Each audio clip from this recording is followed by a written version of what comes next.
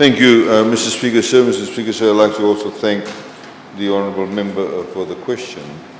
Speaker, sir, Fiji's domestic economy is on track for a strong rebound this year after consecutive years of decline, which adversely affected jobs, public finances and socio-economic conditions. After a minor decline of 0.6% in 2019, the economy recorded a severe contraction of 17.2% in 2020, followed by a further estimated decline of 4.1% in 2021. However, Mr. Speaker, sir, following the sooner than expected reopening of the international borders in December last year, as a result of government engaging in massive vaccination program and the subsequent resurgence of the tourism sector, the Fijian economy is now recovering strongly, Mr. Speaker, sir, double-digit growth of 12.4% projected for 2022.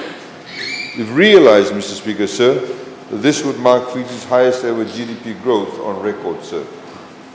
Speaker, sir, the 2022 forecast, which is an upward revision from the earlier projection of 11.3%, is based on the earlier resumption of tourism, given our strong vaccination progress and a rebound in other key sectors such as fisheries, manufacturing, construction and transport. GDP growth is projected at 9.2% for 2023 and 5% for 2024. Mr. Speaker, sir, the upward revision is also consistent with the latest sentiments of the ADB, which recently upgraded its 2022 growth projection for Fiji from 7.8% to 11.7%, on the back of strong performances in tourism-related sectors and an expected rebound in tax collections, particularly VAT, as jobs are being restored.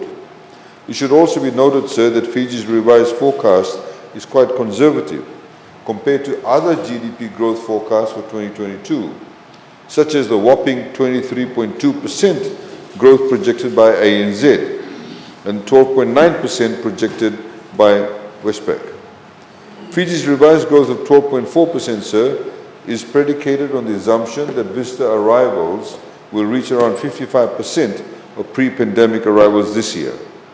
The recovery of the tourism industry is critical for our recovery prospects, given the dominance of the industry throughout the wider economy, and as it accounts for roughly 40% of our GDP, both directly and indirectly. The Speaker said this revised forecast is upward biased, meaning essentially the actual GDP growth for 2022 could be much higher than what it is projected. That is because we are likely to surpass our visitor arrivals target for the year if the current trajectory of tourism inflows is maintained. As highlighted by the Honourable Minister for Tourism, visitor arrivals in July 2022 stood at 78,638, which is 81.6% of July 2019 levels. Furthermore, total cumulative arrivals from January to July was 284,167, which is 56.4% of arrivals in the same period in 2019. Notably, sir, Australian visitor arrivals in July this year, 37,005, have already surpassed 2019 July levels, which was 36,799, 100.6% higher. Similarly, sir, New Zealand arrivals are 90.3% of July 2019 levels, while US arrivals are 93.6% of July 2019 levels. Moreover, strong forward bookings with our national carrier Fiji Airways hint at even better tourism numbers as we move beyond the traditional peak period of July to August.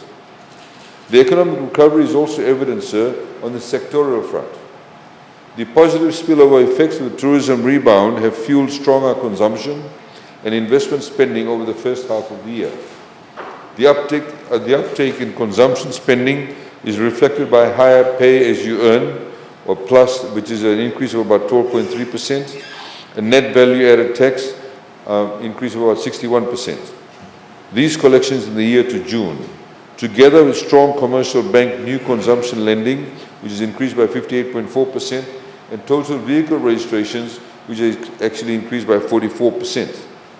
In terms of construction and investment activity, sir, domestic cement sales and new lending for investment purposes rose over the first 6 months of the year when compared to 2021.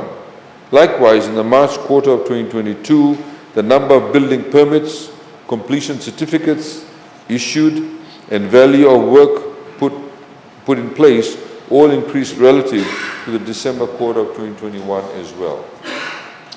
Mr. Speaker, sir, however, rising labour and construction material costs, supply chain bottlenecks, and the uncertainty surrounding current geopolitical tensions could impede investment spending to some extent throughout the remainder of the year.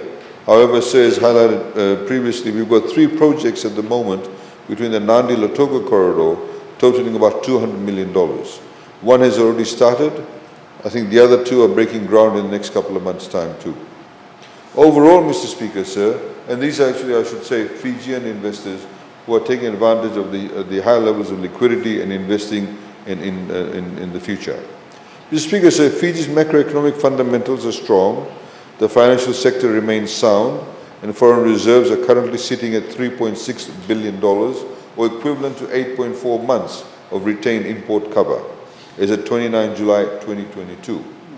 Moreover, liquidity levels in the financial system sits at $2.6 billion as at 29 July 2022.